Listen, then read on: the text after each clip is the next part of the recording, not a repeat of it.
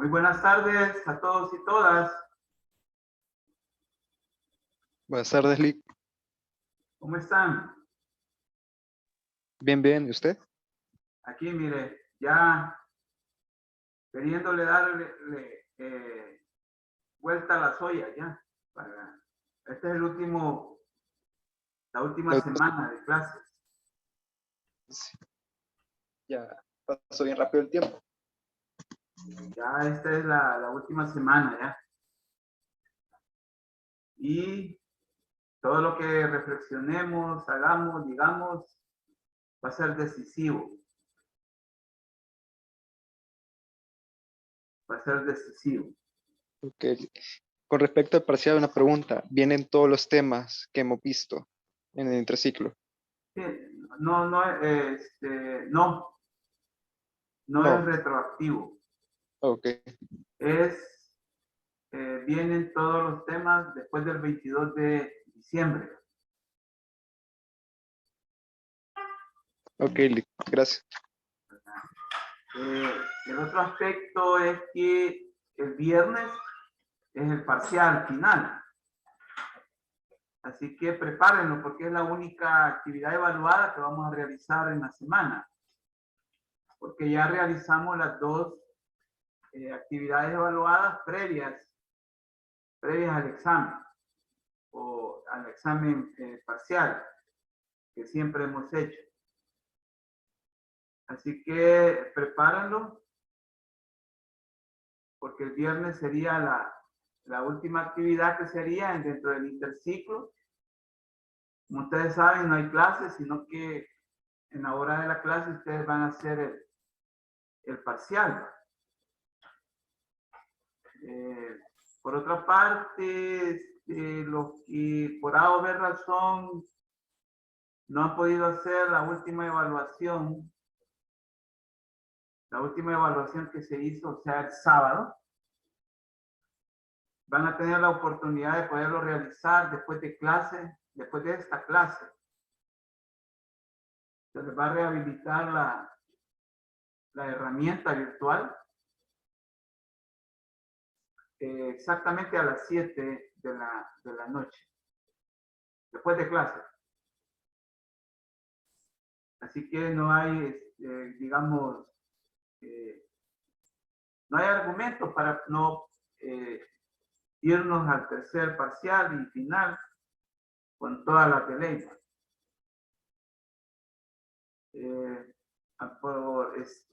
Por otra parte, creo que ustedes ya han hecho cuenta.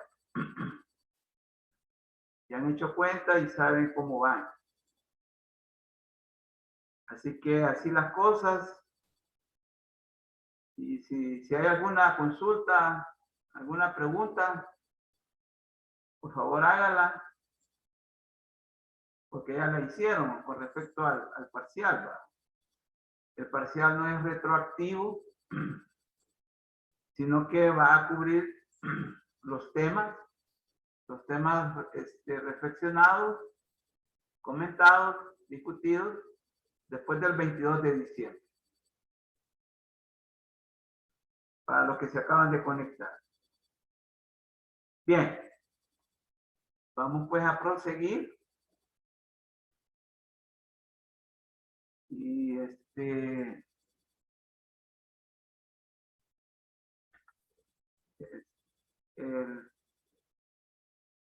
viernes pasado, pues nos quedamos a nivel de esta idea.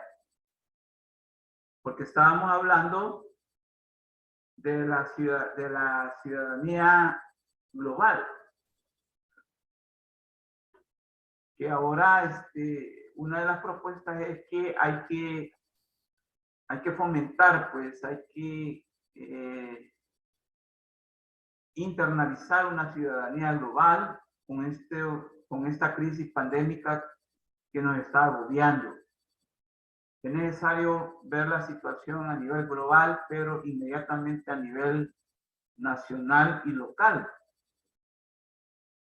En realidad, pues la ciudadanía global, como estuvimos hablando la semana pasada, tiene que ver mucho con el acceso a la información y a la comunicación.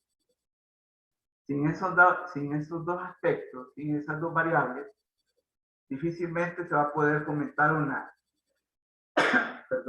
una ciudadanía global. Así que, pero eso lo pormenorizamos. Quizás la última idea que nos había quedado en el aire es la siguiente. Esa conexión nos lleva al cuidado de lo propio y lo ajeno. Podemos y debemos cuidarnos y podemos y debemos cuidar a los demás, a las demás personas. Se trata de poner la vida en el centro para enfrentar nacional y mundialmente el COVID-19 y al cambio climático. Otro mundo es posible. Solo así va a poder ser posible otro mundo. Y entonces yo creo que una pregunta factible, una pregunta pertinente es para cada uno de nosotros, para ustedes, para mí. ¿Qué tan proclives somos con nuestra vida, con nuestras propias vidas? ¿Qué tan proclives somos con nuestras vidas a fomentar esta ciudadanía global?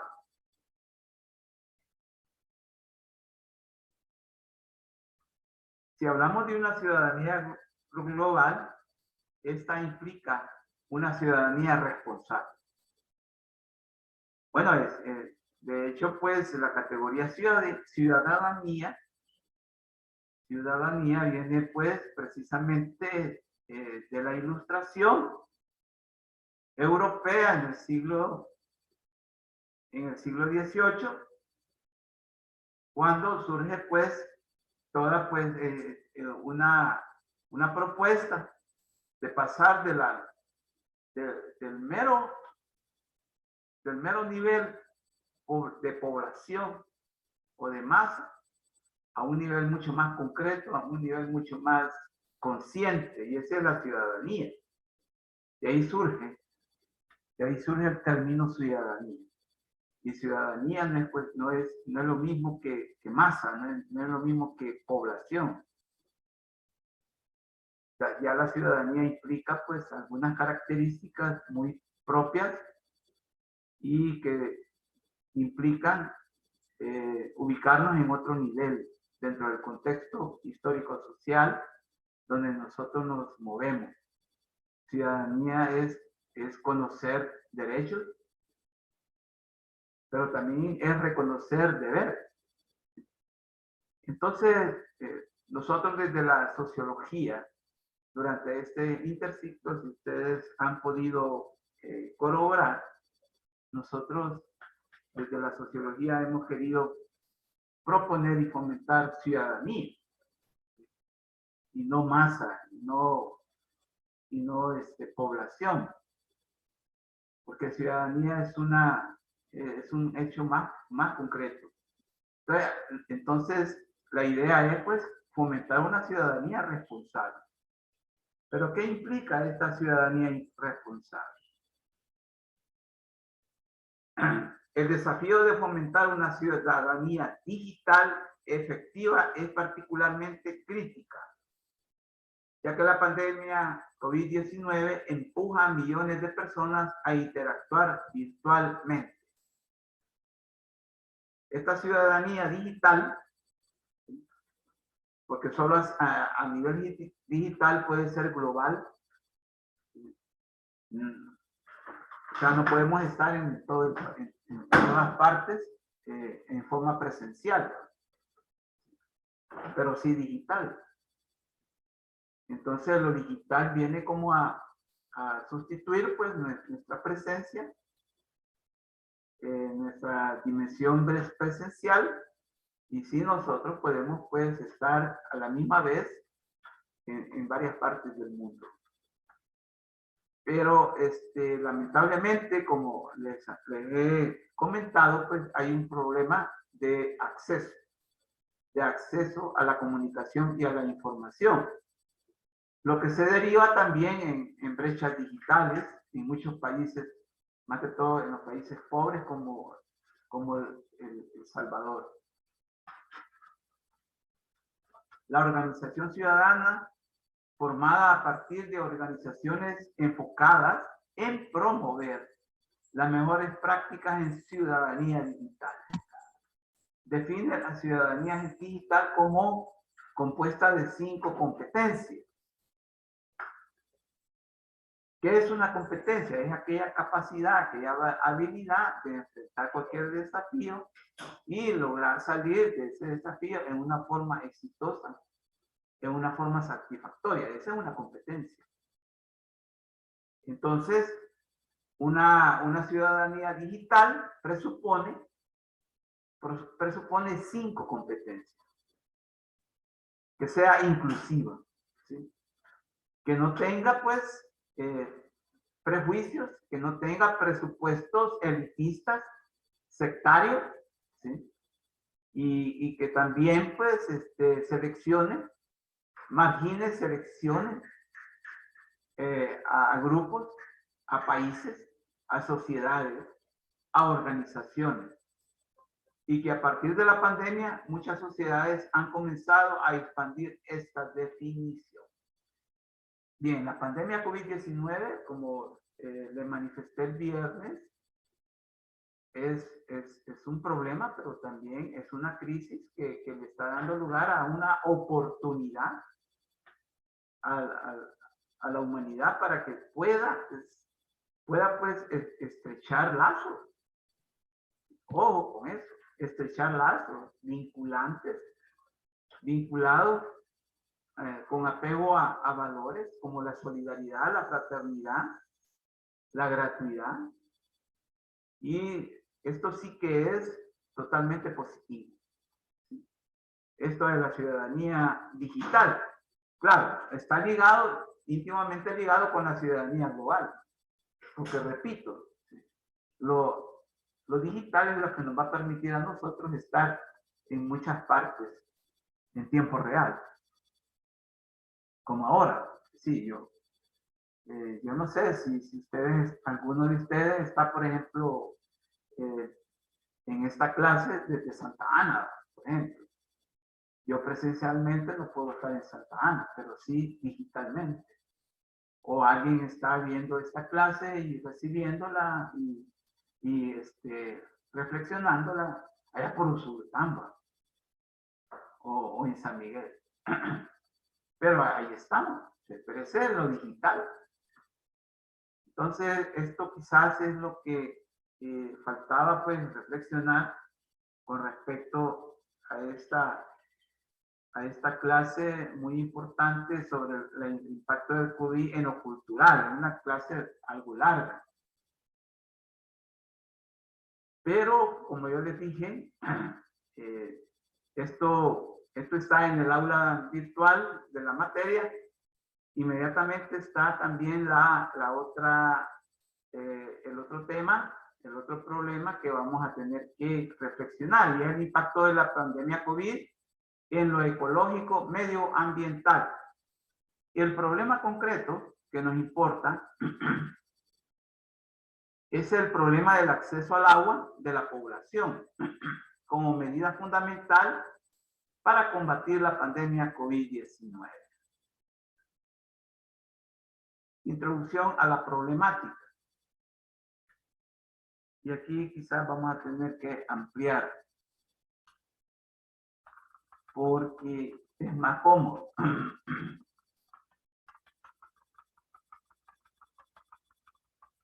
De tal manera, pues, que ya estos son los últimos temas y es necesario reflexionarlos en gran manera.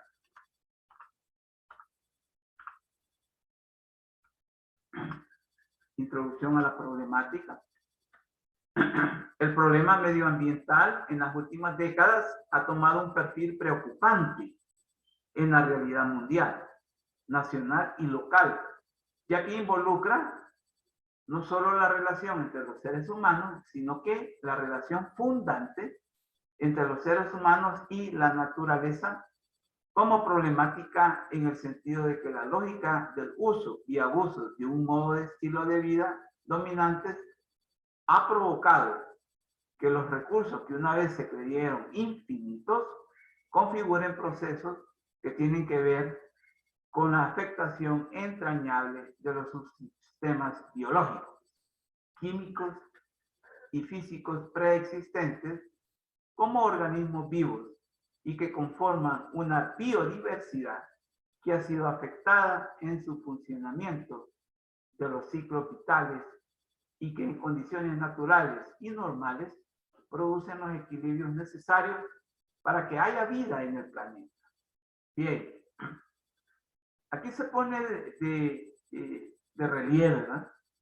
Aquí se pone hincapié nuevamente que el problema medioambiental es preocupante, no solo en sociedades como la nuestra, sino que a nivel mundial. Si algo podemos estar nosotros quizás claro, que la crisis medioambiental es mundial. El cambio climático es mundial. El problema es que son pocos los sectores que quieren analizar, ¿sí? Que quieren analizar y dar propuestas de solución.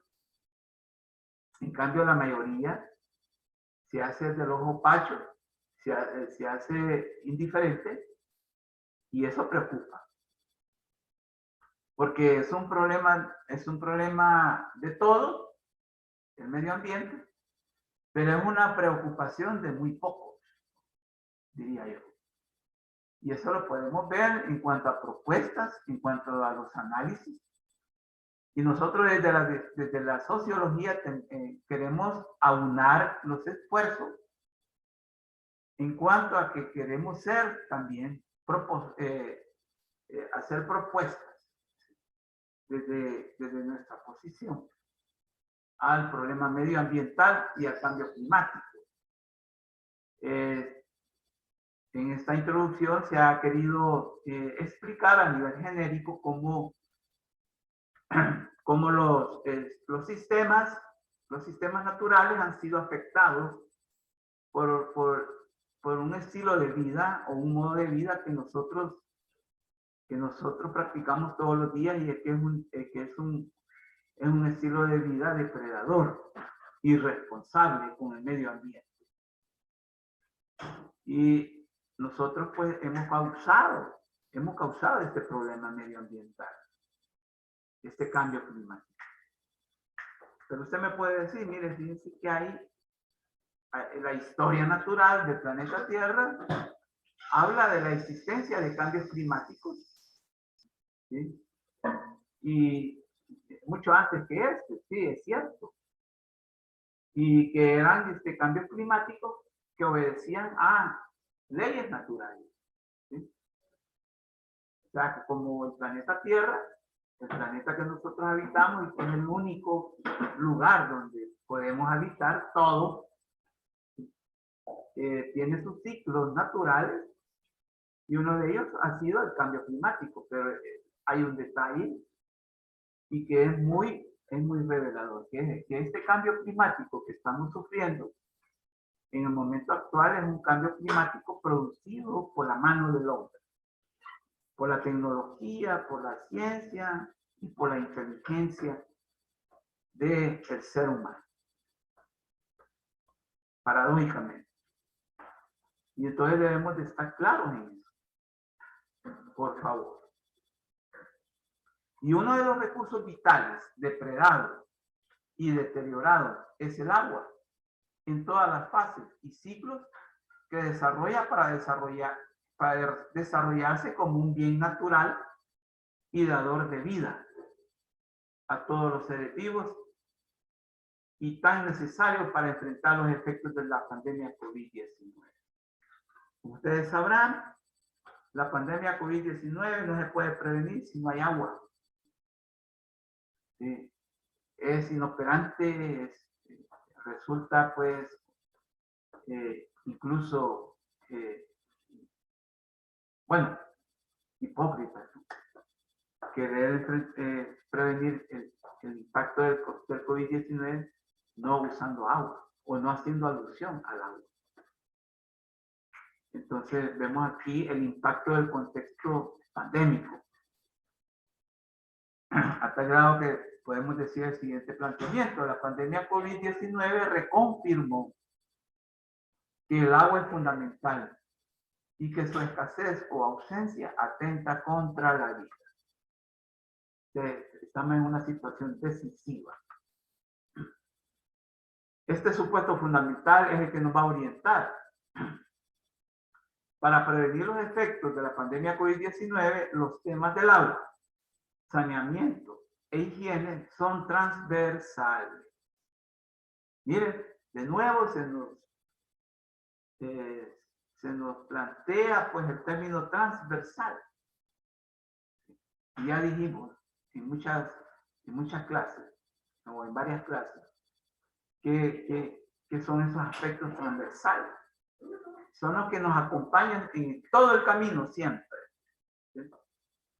Nunca se separan de la problemática, nunca se separan de la discusión, nunca se separan de la reflexión. Entonces son transversales. Los temas del agua, saneamiento e higiene. Sin el recurso hídrico es imposible decretar e impulsar medidas de bioseguridad configuradas en protocolos de convivencia públicos y privados.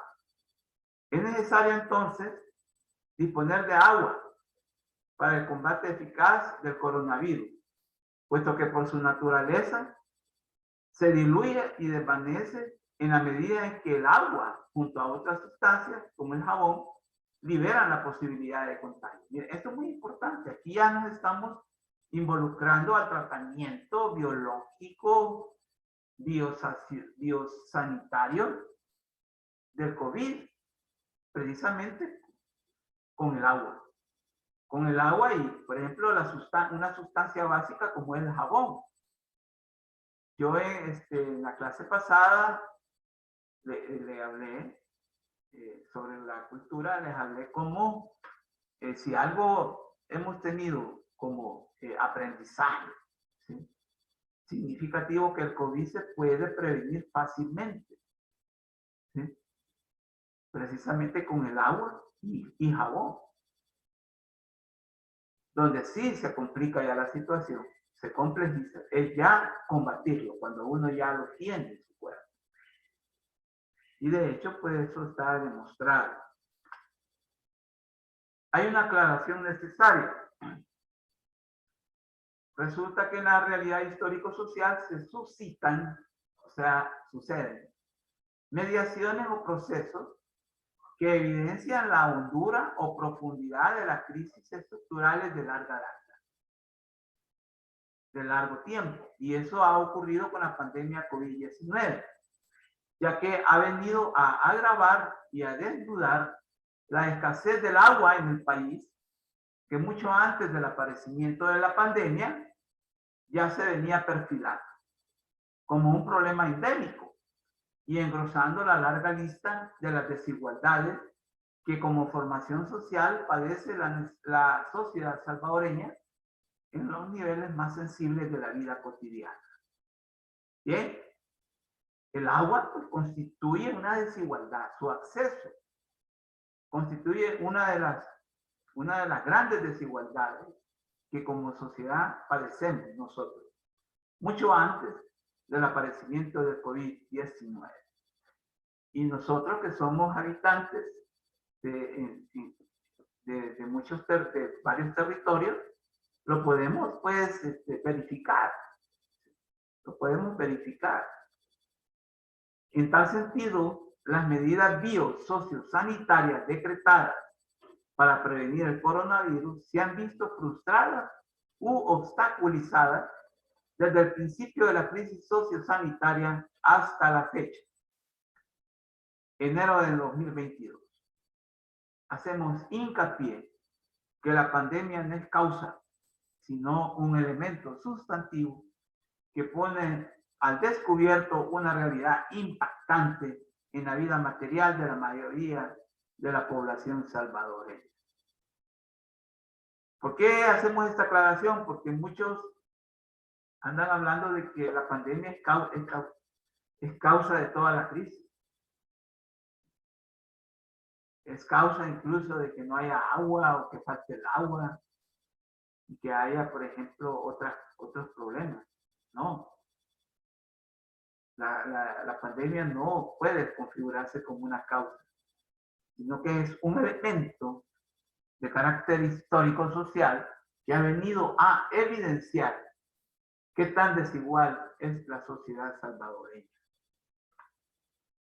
El agua en la sociedad salvadoreña es un problema no solo de acceso, sino que también de existencia, ya que como un recurso natural ha sido afectado y depredado en sus ciclos de producción y reproducción por los intereses del mercado y la debilidad institucional del Estado salvadoreño para garantizarlo a la mayoría de la población. Esta es una verdad tan grande como el tamaño de la Catedral de San Salvador. Es una realidad también insoslayable. A nosotros nos debería de llamar la atención y preocuparnos también que el agua no solo es un problema de acceso, sino que también de existencia.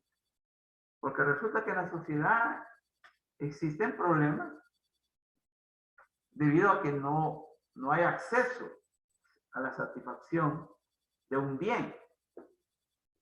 Por ejemplo, las TIC, por ejemplo, las técnicas de la investigación y la comunicación, es un problema de acceso, no de existencia. Si hoy tenemos un sinnúmero y un desarrollo de las tecnologías de la información y la comunicación como nunca antes, pero es un problema de acceso. Pero resulta que el agua no solo es un problema de acceso, sino también de existencia. Y eso, cuando es de existencia, complica más el problema, ya que como un recurso natural ha sido afectado y depredado en sus ciclos de producción y reproducción por los intereses del mercado y la debilidad institucional del Estado.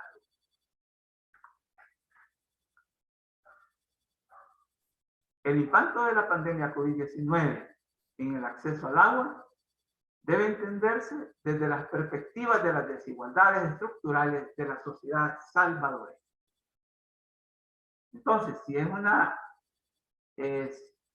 el acceso al agua es una desigualdad de larga data, entonces debe ser considerada dentro de la lista de las desigualdades estructurales de la sociedad salvadoreña, así como el desempleo, el empleo, así como la educación, la salud, etc.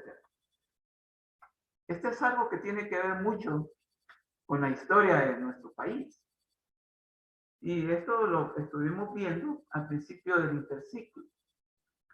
Desde la colonia, el surgimiento del capitalismo y la fundación del Estado Nacional y la República en 1844 y hasta el momento actual, la formación económica y social salvadoreña se ha caracterizado por la existencia de desigualdades basadas en divisiones de clases sociales, género, etnia, entre trabajadores con buenos empleos y trabajadores precarizados, entre hombres y mujeres en correspondencia necesaria a narrativas y entornos construidos sociológicamente, conscientes e inconscientemente.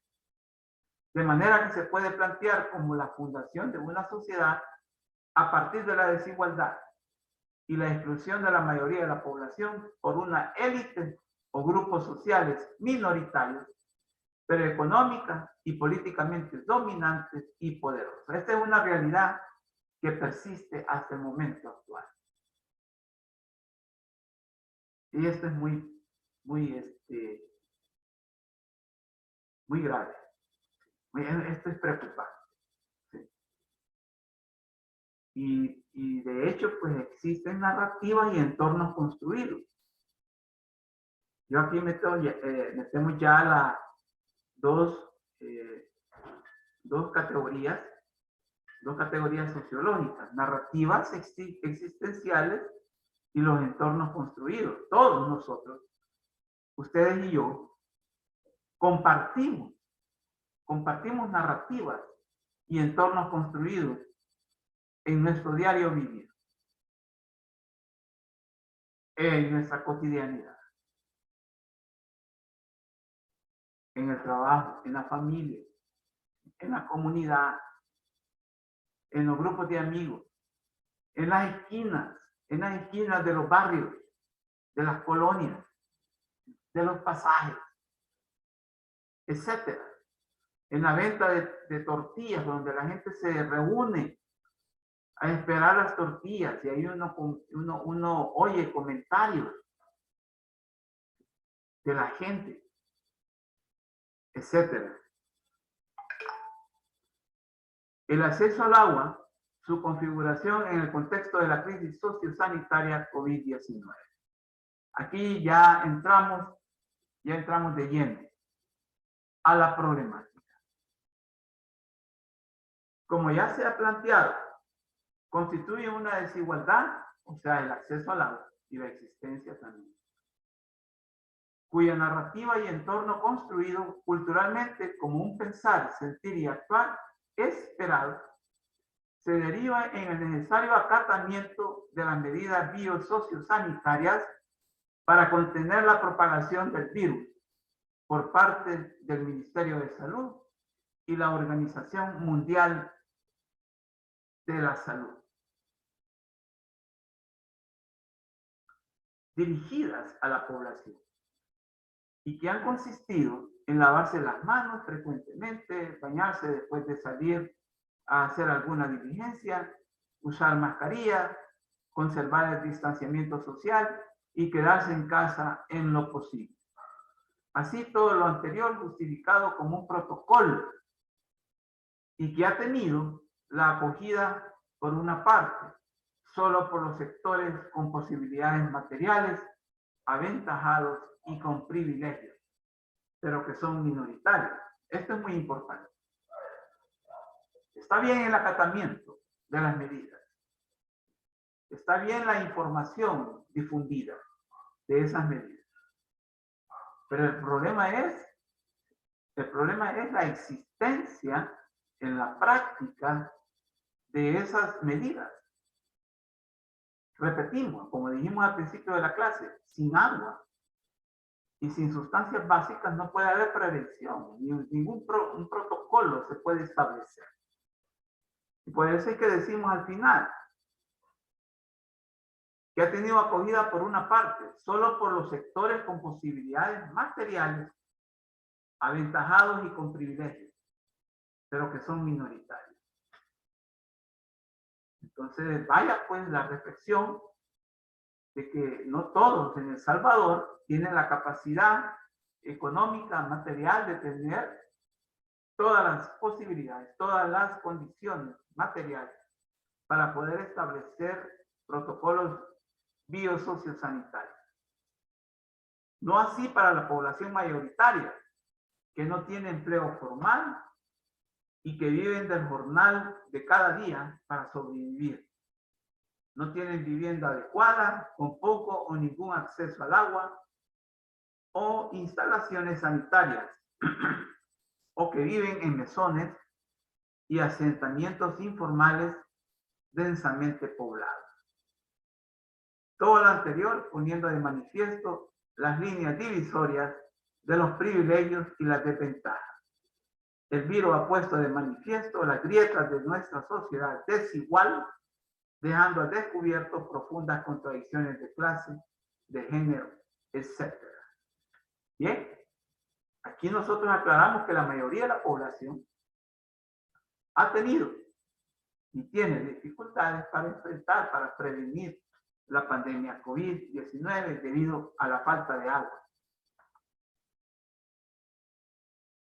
La falta de acceso al agua y saneamiento básicos es una de esas desigualdades que más pone en evidencia la crisis civilizatoria en la que se encuentra la cultura occidental y más que todo en los países subdesarrollados como El Salvador, y que la vulnerabilidad ambiental es el común denominador.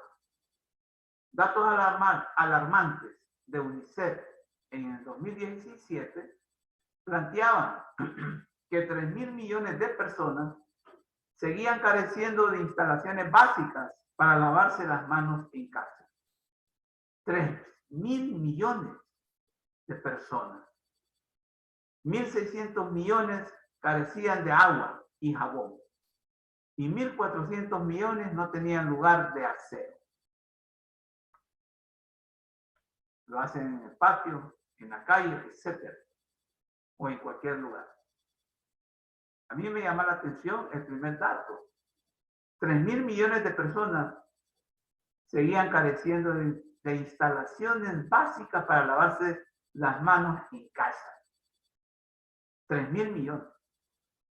Y se supone que la población mundial en la actualidad es aproximadamente de 7.500 millones de personas. Estamos hablando pues de la mitad prácticamente de la población a nivel mundial.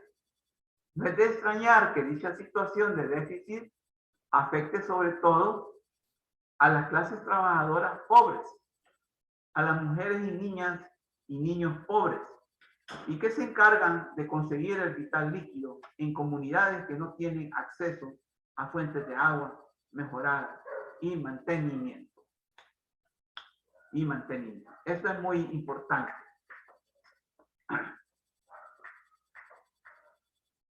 Porque ya se habla pues de los sectores sociales.